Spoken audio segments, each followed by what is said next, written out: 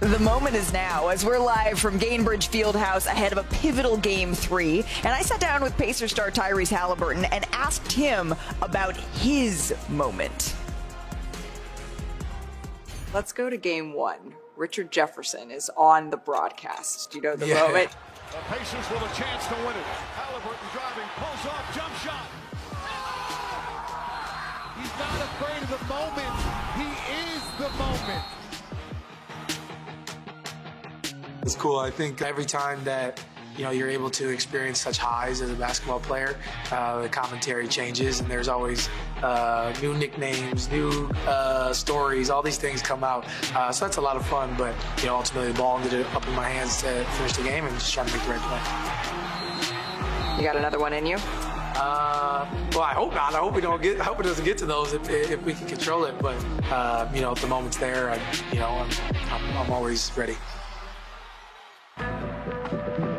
Tyrese, this is the first NBA Finals that Indiana has hosted since 2000. You were like 3 months old. Yeah. What does it mean to you to be on the team that brings the finals back to Indianapolis? Yeah, I'm really excited about it. I think when I got traded here, the big thing for me was just, making the Pacers fun again and making us successful.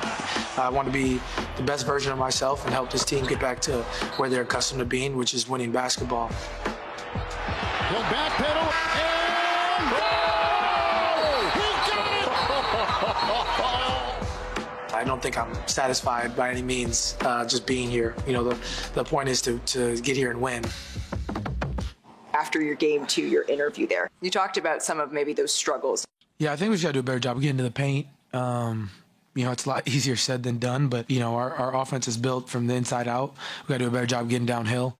What does it look like? What are you seeing? You see Alex Cruz over here. Oh, Shea's over there. Can you just visually take me there? What this defense does so well is they're in to out at such a high level. So every time you're driving, it feels like there's more bodies than there really is. They really are probably the best defense I've ever seen in my career. When you get into the paint, you got to use that to your advantage if they're all going to swarm, trying to make the right play. I appreciate, Tyrese, how transparent that you've been, particularly early on in the season, talking about how, for the first time in your career, this doubt creeped into your head, and you maybe started to listen to that a little bit. Yeah, I think there's a lot of commentary around me and our group as a whole, honestly, earlier in the year. But you got to choose who you listen to. What are things that I can control? Because I can't always control certain things, but I control how hard I play, my attitude, certain things like that I'm really in control of. So just trying to do a better at controlling the controllables, and good things happen. You said at the beginning of the year, I would argue still now, you're all the way in the finals, and still there are people saying the East is soft. Well, because the Pacers did it, we can do it. Yeah. And now what? Yeah, I think when you're successful, people will always find a reason to discredit you. At the end of the day, it doesn't matter what people say about our road to get here, where we are right now, how we're playing. We're 3 games away from being NBA champions.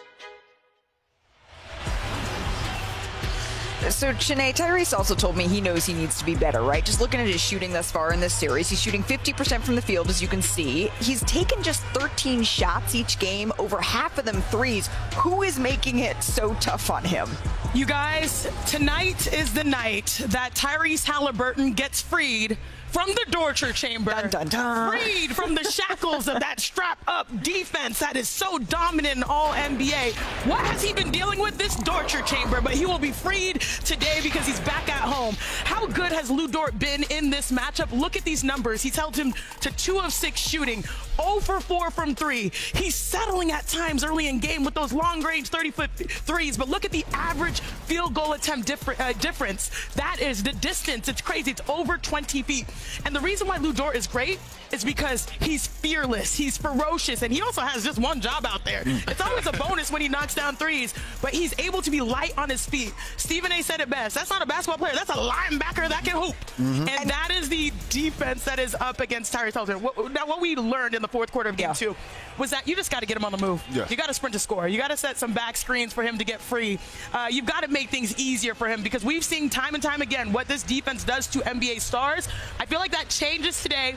Rick Carlisle will have something up his sleeve, and the torture chamber will it'll go quiet tonight. Just Lou Dort's ability to fight over screens, it makes it so tough, UD. I mean, it makes it even tougher because if you set a screen on Lou Dort, you get the pit bull off you, but then you get a Rottweiler on you because you get a Casey Wallace or a Wiggins or SGA who can guard or a Caruso. So it doesn't help. But I think one adjustment that Rick Carlisle, I would like to say Tricky Ricky, one trick that Rick Carlisle will pull out, one trick that Rick Carr will pull out is I think more screens with the 5-man. A lot of times they like to play that drop coverage for OKC with the 5-man. Yeah. So that allows Haliburton to come off. He can get his pull-up 3. He can get in the paint. He likes to shoot that long floater from about 12 feet. Right. And it also gives him the throwback to Turner, Miles Turner for the 3. So it gives him some options. He talked about getting in the paint. This will help him get in the paint. UD, we accept that nickname. Tricky Ricky. Janae is going to be using that in the future. I think where do we put Tyrese Haliburton, Miles Turner? Their stars have got to get loose, right? Yes. We put that near the top of the things that need to go right for the Indiana Pacers in this one. Here's something else, though, UD. The Thunder in this series, they are +8 when Shea is on the floor. That's pretty good for Indiana, right? Guess what, though? They're +7 when he's off. To me, that's what Indiana needs to focus in on that as well. Yes, I agree. They have to get the pace running. They have to get going, and it has to start with defensive stops. They have to get stops to be able to get out and running, to get back to themselves. They're not getting as many transition baskets. I know Shea touched on it. Pascal's not getting as many transition points. They need to get out and running, get Obi Toppin in the wings, getting them flying a little bit, but getting their pace back by getting some stops first. Yeah, and I agree. You know, this is a team that we said, whether it's a make or a miss, they can still score on you. Pascal Siakam has to be great in transition offense. So far, he only has 2 transition buckets in the Eastern Conference Finals. Wow. He had 22. Tyrese has, I believe, 2 as well. And so they need to find ways to get these guys downhill. And honestly, I said it yesterday, they've got to be fearless for 48. They got nothing to lose. They're playing with house money. They've got the home court advantage. Go down there. You know, if they block your shot, who cares? It's only 3 blocks probably checked per game. That means if you all are shooting, the law of averages are on your side. That was so important. They have home court advantage, and they do not want to give that up. That's something you have to capitalize on tonight. I'm shocked, Janae, I'm shocked, though. You didn't bring up your favorite position here, the big, Danny. Yeah, bring up the big. They have an advantage in that sense, Indiana, because they don't have a bunch of rim protection. When you look at it, they're playing the small ball, which I wish OKC would go back to. They're so talented, they could play many different lineups and win a game. When they have this big lineup, you guys, Isaiah Hartenstein playing the quarterback, opens up the floor so much for Chet. He's able to get easy baskets and play better basketball. The reason why they lost in Game 1 is because Chet didn't have a great game in Game 1. Game 2 was a little different. They only played 5 minutes. I wish they played more, but Isaiah's able to get out on the floor, contest Obi Toppin comfortably because he knows he has weak side help and Chet Holmgren behind him to block a shot like this. When you play these 2 bigs together, it gives you so much more dynamic defense and offense for Chet and Isaiah. But I don't know if OKC will go to this. Only played 5 minutes of this type of basketball, but I hope that they do. This was a good thing for them because rebounding-wise, they struggled in Game 1. And it was tried and true during the regular season as well. And now this is not the time to kind of get Tricky Ricky and change some things up. Let's go from the NBA to the WNBA because we had some great